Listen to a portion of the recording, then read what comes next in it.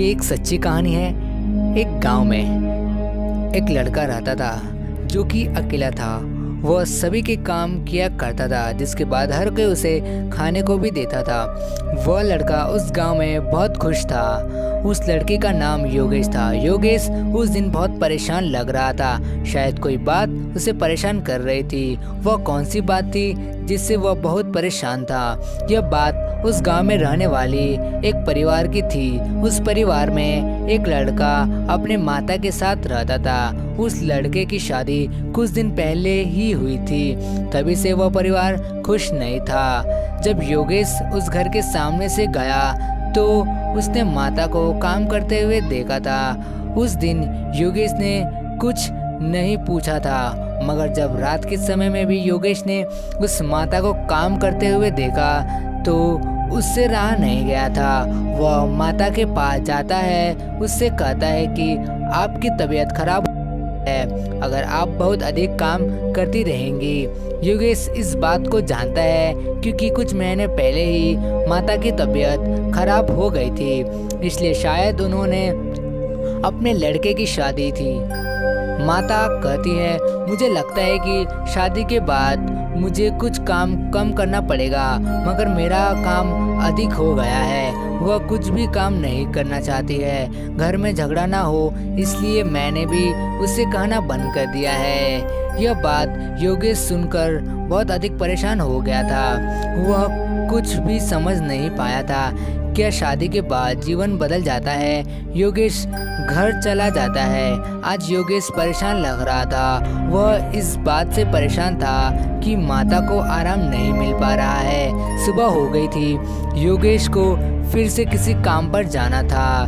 जो भी काम पर बुलाता था वह चला जाता था। जब वह काम पर जा रहा था तभी उसे माता के घर को देखा था। आज कुछ भी नजर नहीं आ रहा था। माता भी शायद अंदर ही हो सकती है। बाहर कोई भी आवाज़ नहीं आती है। योगेश घर के अंदर चला जाता है क्योंकि उसे लगता है कि कोई बात हुई है। वह देखता है कि माता अंदर चुप बैठी है। योगेश कहता है कि माता आप चुप क्यों हो? माता जब यह आवाज़ सुनती है उसे पता चल जाता है कि यह तो योगेश है। वह कहती है कि आज वो दोनों घर छोड़कर चले गए हैं। यह सुनकर योगेश को बहुत दुख होता है। आखिर माता घर में अकेली क्या कर सकती है? ये सब कुछ तो ठीक नहीं हुआ।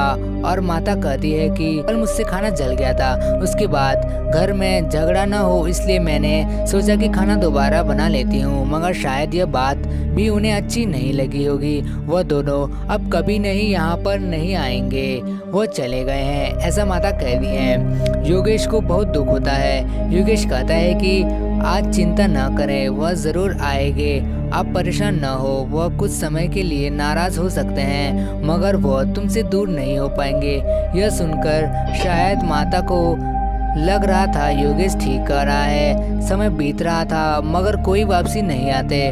वह माता को भी अब बूढ़ी हो गई थी।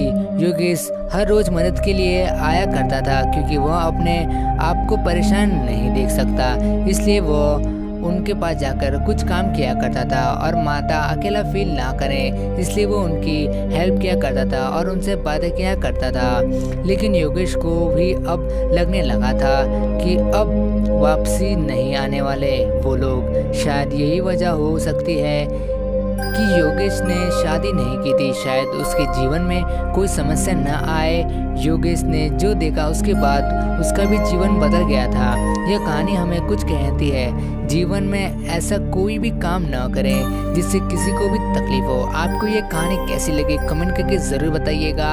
हमारी ये फर्स्ट कहानी है और जाते जाते हमारे चैनल को सब्सक्राइब कर दीजिएगा ताकि आपको ऐसी कहानी और मिलती रहे।